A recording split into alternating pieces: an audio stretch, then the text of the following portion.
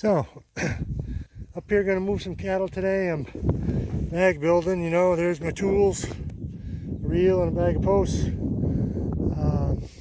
Got quite a stretch to get down over that hill. I'm gonna have to stop at the dump truck there, reload on posts and keep going. It's a long line, but I'm bag building, so.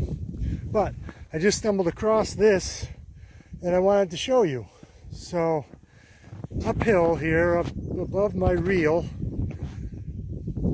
we grazed this once this year with the stockers, and this is ryegrass with this very fine head, and they eat ryegrass. They like that. And you know, there's the understory, there's vetch straw, and there's that purple flower vetch that I'm fond of, and clover. So a nice diversity. There's horse nettle, you know, they won't eat that.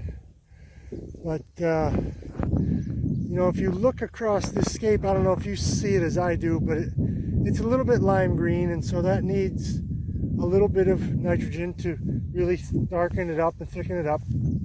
But this is what I wanted to show you today. So if you look right here, to the left of my hand was the chicken farm. And you can see that you know, we've matted everything down there. We did a real good job of trample, and there's no tall growth that's heading out, you know, and it's a little darker green. And if we look backwards here behind me, you know, to my reel, the left of my reel was not chicken grazed, to the right of it was. And look how thick this grass is, you know. I mean, if we had a whole farm of this stuff, holy cow, we'd be able to raise a lot more cattle, it seems. It's just thick and lush and a lot of leaf. You know, there was 2 coops right here. There was another coop right here. We started off with 3, and then we start to get back into, you can see it changes a little bit. It's a little thinner in those other plants that don't respond to nitrogen, like clover and vetch. You know, they put their own nitrogen in. But if we look in this band right here, that grass has really responded to that nitrogen, and it's crowding out the other stuff. I don't mind that. You know, that Queen Anne's lace you see sticking up right there, that was right between 2 coops. And I just wanted to show you that. You know, if you've been on the tour, you've seen the chickens, you've seen the cattle, but you don't often see the effects of the chicken farm. And this will show up again next year the same way. This area will be darker green, mostly predominantly grass. I don't want to ramble today, but I just came across this, and you know, I thought I'd show it. So that's what I got for today. Okay. Yeah.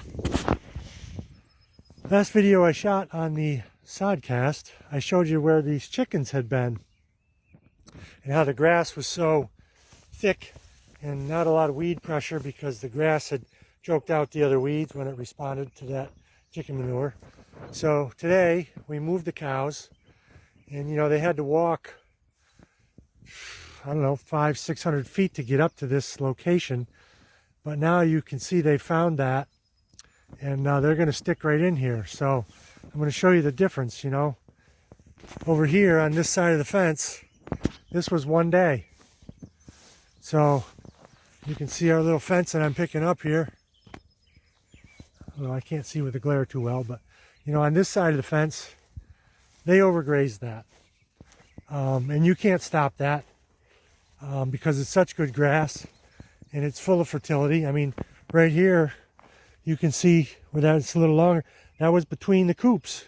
There was a coop over here and a coop over here, but right there was that walk space for the feeder, and not as great there, but you know, where that manure was, it responded to fertility. And you know, over here, no coop, a little less exciting. Some weeds there, and other forbs, you know, Queen Anne's lace stuff. But you know, I was picking up fence, and I wanted to show you that today, the response to that fertilizer. You know, there's a reason that sometimes people use fertilizer, because the grass comes back and it's more palatable, and Tom Kilser taught us that years ago, the response to nitrogen. But we're using natural nitrogen. The cows put down a little, the chickens put down a little, and that's just one of the benefits of rotational grazing. Stacking enterprises that we talk about, you know, the chickens are right ahead of that. We're covering the same acre with 2 different species here. We'll be back again for a 3rd pass with the cattle again this year. So, you know, it's using what we got. Okay. Came out this morning to do some chicken chores. Just thought I'd shoot a little side cast here. So, chickens are downhill. It's a lot easier to pull those coops downhill than uphill. You know, by the end of the year, aggregately, I've pulled those, or 1 coop over a mile. If you add them all up, the amount of distance that we've covered. But we're looking at grass as usual and soil. So this is that area that was so lush, and the cows came down and buzzed it right off. Now I've showed that to you in a prior video. But now let's look next to that. If we look just uphill here, there's a lot of vegetation.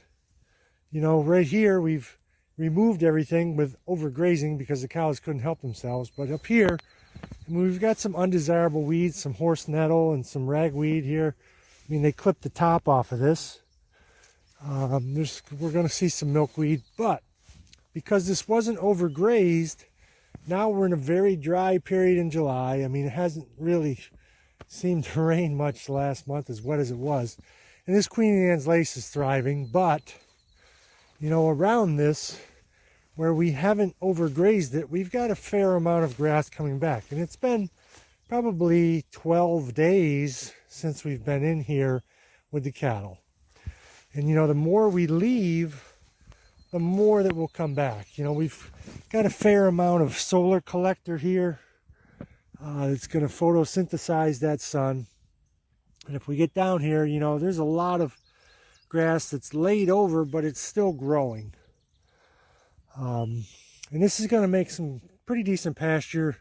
In September, we'll probably be back around here again. That'll be 45, 50 days. They're probably never going to eat this Queen Anne's lace. But, you know, they might have to root around down in here, get some of that bed straw and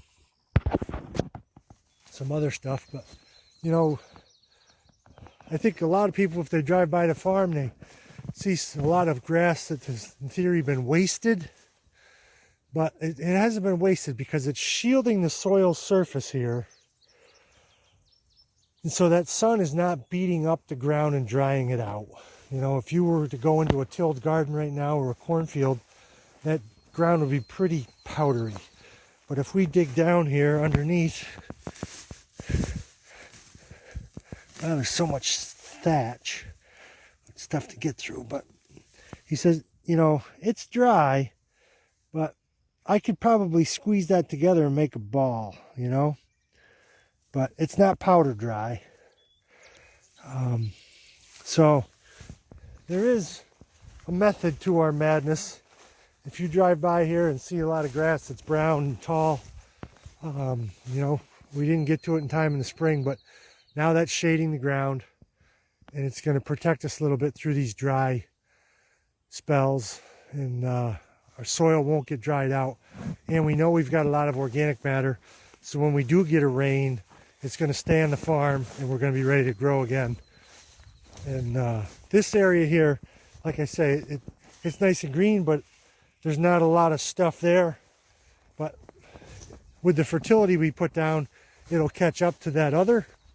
But I'm just, you know, showing you what we see on a daily basis, the difference. And if anybody's got any questions, you give me a call. We'll talk about it. Or send me, I don't know, they say you can send a comment somewhere. I don't know anything about that. But yeah, that's what we see. Okay.